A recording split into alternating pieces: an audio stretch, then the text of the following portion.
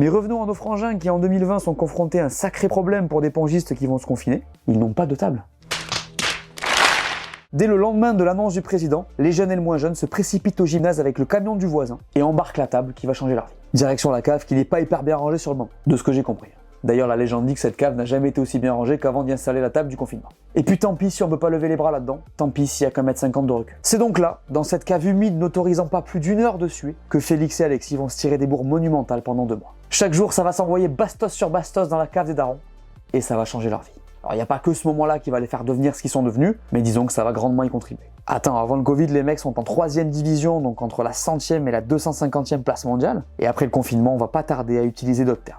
Alexis va entrer dans les 1000 puis dans les 100 premiers mondiaux avant de se positionner autour de la 20e place mondiale, et Félix, donc le plus jeune, va suivre son frère avec une trajectoire encore plus impressionnante. Le mec est P5 mondial, 4e français à rejoindre le top 10, et 3e plus jeune de l'histoire à entrer dans ce classement